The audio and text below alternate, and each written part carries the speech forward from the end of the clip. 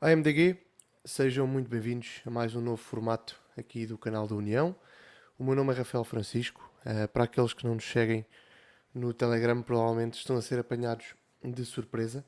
Estivemos a preparar aqui nos últimos dias o lançamento deste novo formato aqui no nosso canal, que se trata nada mais, nada menos do que uma leitura integral da obra Jesus Cristo Rei, da autoria de Monsenhor Tiago Martoth.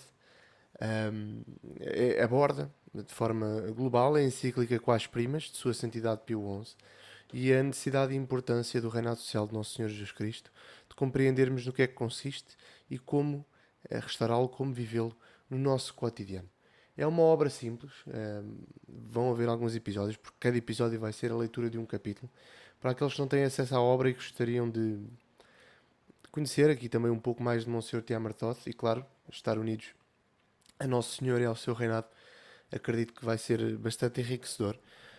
Confesso que esta ideia me surgiu quando praticava os exercícios espirituais de Santo Inácio de Loyola, aqui há umas semanas.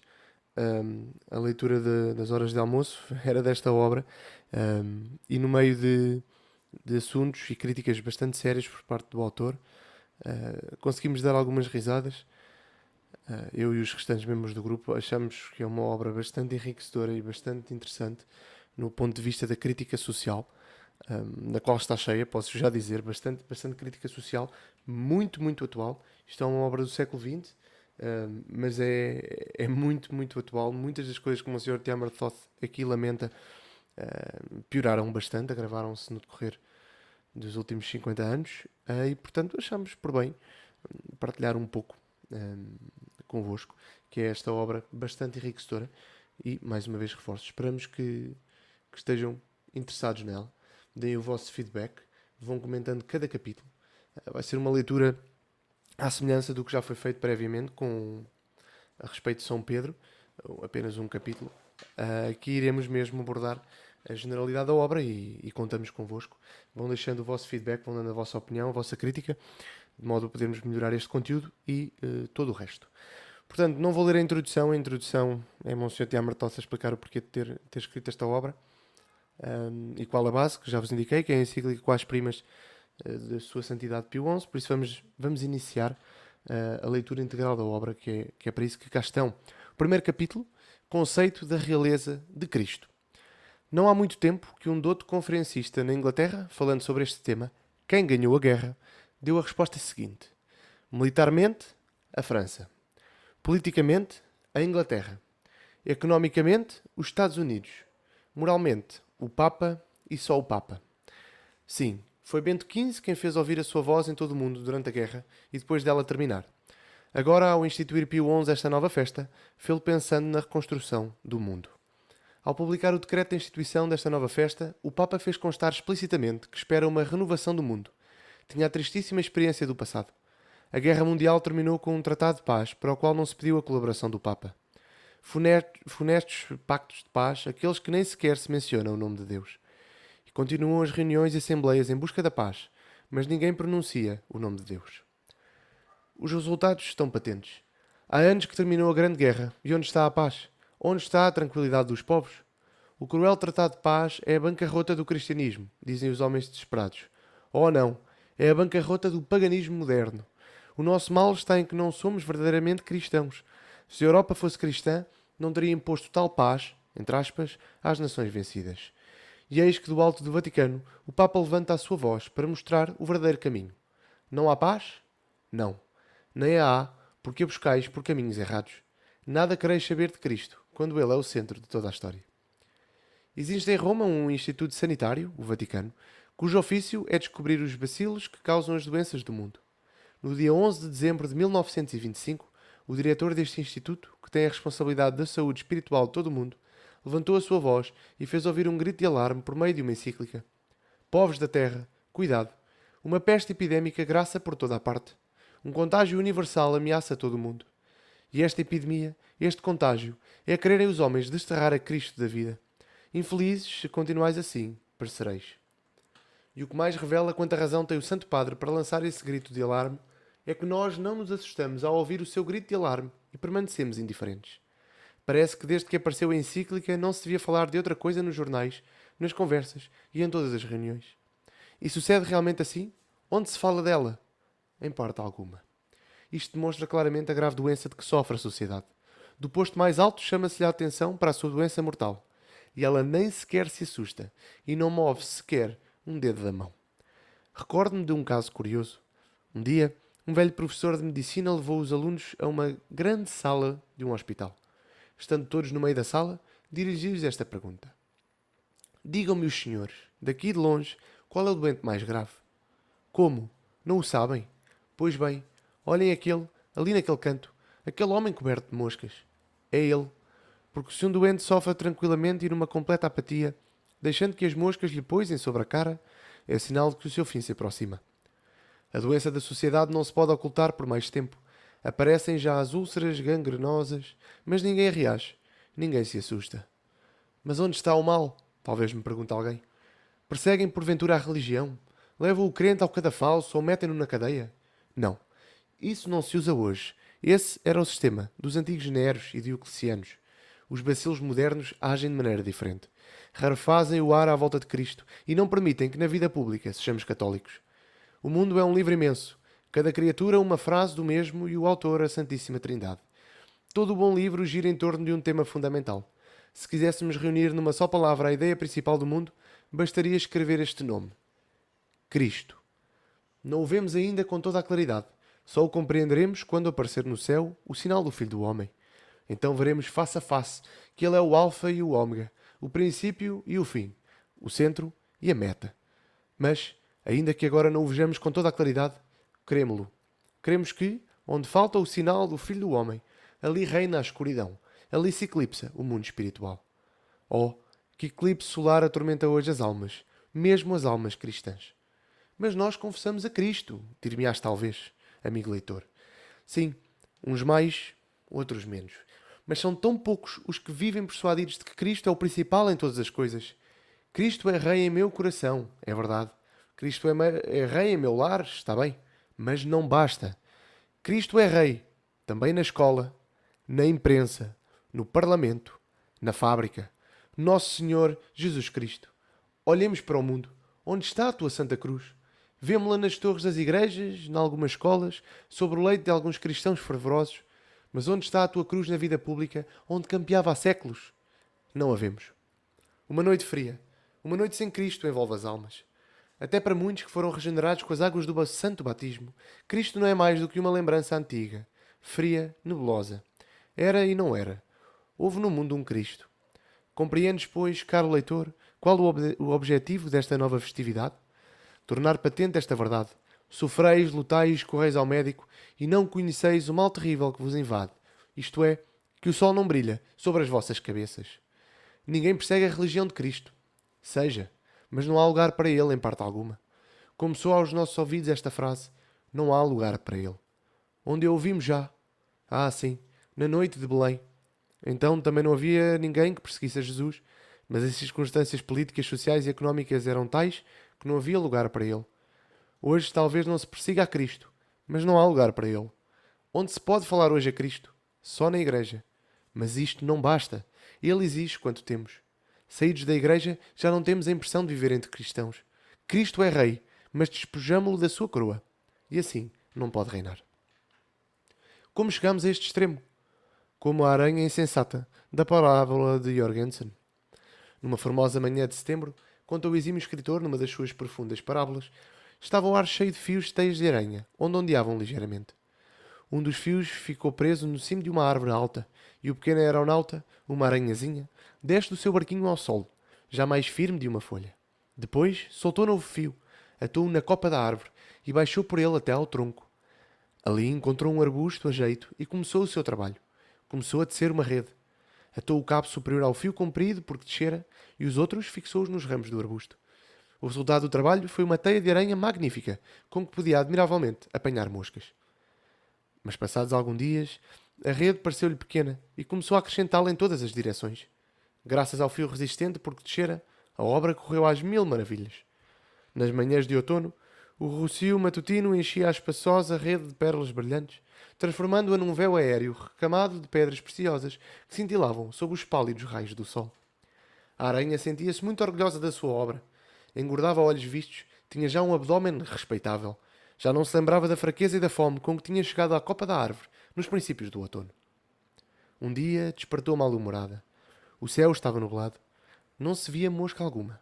Que havia, pois, de fazer em dia tão aborrecido? Bem, disse, vou dar uma volta pela rede e vejo se há alguma coisa para remendar. Examinou todos os fios para ver se estavam seguros e não encontrou defeito algum, mas o seu mau humor acentuava-se cada vez mais. Ao ir e vir resmungando de uma parte para a outra, notou na parte superior da rede um fio comprido, de cujo destino não se recordava. De todos os fios sabia muito bem o fim para que os lançara. Um vem aqui a esta folha, aquele vem ali àquele ramo. Mas que faz este aqui? E por cima de tudo é absolutamente incompreensível, porque vai para cima, simplesmente para o ar. O que é isto? A aranha ergueu-se sobre as patas traseiras e, arregalando os olhos, começou a olhar para o alto. Não há dúvida. Este fio não acaba nunca. De qualquer lado que se veja, vai direitinho às nuvens. Quanto mais matutava para encontrar a chave do enigma, tanto mais se irritava. Mas para que serve aquele fio que sobe para as alturas? Naturalmente, com a abundância das moscas com que se banqueteava, esquecera-se por completo de que em certa manhã de setembro baixara por esse fio. Também já não se recordava de quando lhe serviu o mesmo para tecer a teia em toda a sua extensão. Tudo esquecera. Não havia ali mais que um fio inútil, sem fim determinado, subindo por ali acima. Um fio que para nada servia, um fio pendurado no ar. Abaixo com ele! Gritou exasperada e completamente fora de si. Com uma mordedela, quebrou o fio. A teia desmanchou-se no mesmo instante, e quando a aranha recobrou os sentidos, estava estendida no chão, paralisada, junto ao arbusto, e a ruína de uma teia artística, cravejada de pérolas e rubis, envolvia-a como um trapo úmido. Naquela manhã nebulosa ficou na miséria. Destruiu num segundo toda a sua obra, porque não compreendeu a utilidade do fio que guiava para as alturas. Até aqui a palavra de Jorgensen, parábola de profunda significação, parábola que denuncia sem rodeios aquele erro, aquela doença radical que faz passar por tão aguda crise toda a vida moderna. Não há muito tempo levantou grande celeuma um livro de sinistro augúrio, em que o autor pinta com traços apocalípticos a crise da nossa época. Não há autoridade, escreve. Não se acatam as leis. Não se respeita o saber, o nascimento, a virtude, a experiência, a idade. Que incrível contradição! Um enorme progresso técnico e, no entanto, o homem é terrivelmente infeliz. Porquê? Porque se desenvolveu só uma parte do nosso ser. Se alguém crescessem somente as mãos, seria um homem defeituoso. Também a sociedade é defeituosa, porque cresceu a nossa ciência, aumentou a nossa técnica, multiplicaram-se as nossas fábricas, mas não cresceu a moral pura. Que é a história do último século, senão uma apostasia contínua, cada vez mais declarada. Em todas as manifestações do ambiente medieval vivia Cristo. Mas as ciências naturais e a técnica da época moderna estontearam-nos e os nossos olhos fixaram-se à Terra. A Idade Média acreditava que a Terra era o centro do universo e, não obstante, sabia olhar para o céu. Hoje sabemos que a Terra não é mais que um ponto do universo e agarramos a este pontinho e esquecemos o céu. Os antigos julgavam que o mundo girava à volta da Terra e, apesar disso, viviam como se esta Terra não tivesse uma importância decisiva nas suas vidas. Hoje, todos sabemos que a Terra não é o centro do universo e, contudo, vivemos como se todas as nossas esperanças dependessem dela. E assim vamos vivendo e vivemos ufanos. Mas chegará um dia. Desmoronam-se umas minas, uma explosão destrói fábricas, um ciclone leva à desolação e à morte a centenas de famílias na Flórida e milhares de homens ficam sepultados sobre escombros produzidos por um horroroso vendaval. Então estremece por um instante a mesquinhez do homem e teme a mão de Deus. Mas é só por um instante. Sentimos o que sentia a invencível armada. A flavit Deus é dissipat sunt. O sopro de Deus é capaz de dispersar os mais poderosos. Mas no momento seguinte, o homem orgulhoso e sem Deus, no meio do estertor dos moribundos, continua incrédulo, arrogante. Parece-me que, se Cristo voltasse outra vez à Terra, se repetiria a letra ao que se passou na noite de Belém. Onde poderia hoje nascer Cristo? São José passa por muitas cidades, bate à porta das casas modernas e o porteiro, deitando a cabeça de fora. Impossível! Todos os andares estão ocupados. Bate à porta dos estúdios dos artistas. Não, não é possível. A arte não pode preocupar-se com a moral. Bate à porta das redações dos jornais, dos teatros, e a entrada é-lhe proibida. Não há lugar para ele. Bate à porta da fábrica. Está inscrito no sindicato? É a pergunta com que o recebem. Não! Então o que vem cá fazer? Isto é pior que o Gólgota. Querem privar a Cristo do próprio ar. Cristo, nosso rei. Pobre rei, sem reino. O sistema sanguíneo da humanidade desde há muito ficou contaminado. Terrível bacilo corrói solapadamente. Foi-se aguando cada vez mais. Fomos diluindo a doutrina de Cristo. E agora declarou-se a peste. O desterro de Cristo começou no mundo das ideias. Cada vez se pensava menos em Deus. A nossa fé enfraquecia a olhos vistos. Não morreu de todo, é verdade. Somos ainda cristãos. Mas dorme. Não acreditais, amigo leitor? Oh, se tivéssemos a lâmpada de Aladino para descobrir o pensamento dos homens do nosso tempo. Observai somente os pensamentos de muitos cristãos durante o dia. Serão diferentes dos que poderia ter um pagão honrado antes da vinda de Cristo? Um pouco de bondade natural, uma honradez exterior, boas maneiras, mas no fundo da alma, um mundo gelado. Um mundo sem Cristo. E a grande apostasia continua no falar. Falamos das coisas em que pensamos, das coisas que enchem o nosso coração. A boca fala da abundância do coração. Não pensamos em Cristo, nas suas leis, na sua igreja. Por isso também não falamos destes assuntos. De quantas coisas se fala, até entre católicos. Futebol, cinemas, desporto, corridas de cavalos, praias, modas, políticas, agricultura, dólares, penteados, cultura do vinho. E de Cristo. Não falamos nele. Simplesmente porque não pensamos nele. Estamos prontos a falar de qualquer ninharia, mas envergonhamos de falar de Deus que nos criou. Alardeamos os nossos méritos, e quando chega o momento de falar daquele diante de quem se deve prostrar toda a criatura, quando calha falarmos de coisas religiosas, sentimos-nos constrangidos. Um homem que conhecia a fundo o seu tempo fez esta pergunta. Na Europa chamada cristã, quantas vezes ao ano se pronuncia o nome de Cristo? Cristo Rei. Oh, pobre Cristo desterrado. Esta é a triste situação da sociedade moderna. Exilamos o nosso rei. Não queremos que ele reine sobre nós. A política disse, podemos passar sem Cristo. A vida económica proclamou, os negócios prescindem da moral. A fábrica perguntou, que quereis fazer de Cristo? Os bancos disseram, retira-te, nada tens que fazer aqui. Nos laboratórios científicos, a ciência e a fé excluem-se. E finalmente desembocamos na situação atual, que parece escrever um grande JNRJ. Cristo não existe. O Rei morreu. É então que a voz de Pio XI faz ouvir de um ao outro confim do mundo. Aleluia! Jesus Cristo não morreu. Ele aqui está. Cristo vive. Cristo reina. Não queremos um cristianismo diluído. Nós proclamamos que Cristo tem direito absoluto sobre todas as coisas. Sobre o indivíduo, sobre a sociedade, sobre o Estado, sobre o governo. Tudo está sujeito a Cristo. A própria política, a própria vida económica, o próprio comércio, a própria arte, a própria família, a criança, o jovem, a mulher. Tudo. Tudo. Sim, Cristo é Rei de todos os homens. É o Rei dos reis, o Presidente dos presidentes, o Governo dos governos, o Juiz dos juízes, o Legislador dos legisladores. O estandarte de Cristo há de drapejar por toda a parte. Na escola, na oficina, na redação, na Câmara. Viva Cristo Rei! Há de se renovar o milagre de Caná. Senhor, não temos vinho. Bebemos das águas estagnadas do pântano lodoso da vida mundana. Dai-nos outros olhos que tudo vejam de maneira diferente, outro coração e outros desejos, conformes com a vossa lei. E então teremos um cristianismo autêntico. Senhor, estai connosco quando rezamos, para que saibamos rezar, como vós rezastes. Senhor, estai connosco quando trabalhamos, para que saibamos trabalhar, como vós trabalhastes. Senhor, estai connosco quando comemos e nos regozijamos, como quando vos regozijastes com os homens nas bodas de Caná. Senhor, estai connosco quando caminhamos pelas ruas, como quando caminháveis com vossos discípulos pelos caminhos da Galileia. Senhor, estai connosco quando estamos cansados e doentes, como quando curáveis os doentes do povo. Senhor, sede de novo nosso Rei. Os antigos senhores da Hungria gritaram com entusiasmo na dieta de Pozzoni, Vitam et sanguinam pro Regia Nostro Maria Teresia. O nosso sangue e a nossa vida pelo nosso Rei, Maria Teresa. Pois bem, dos lábios de todos os cristãos devem brotar com sentido entusiasmo. Vitam et sanguinam pro Regia Nostro, Cristo. O nosso sangue e a nossa vida, por nosso Rei, Cristo.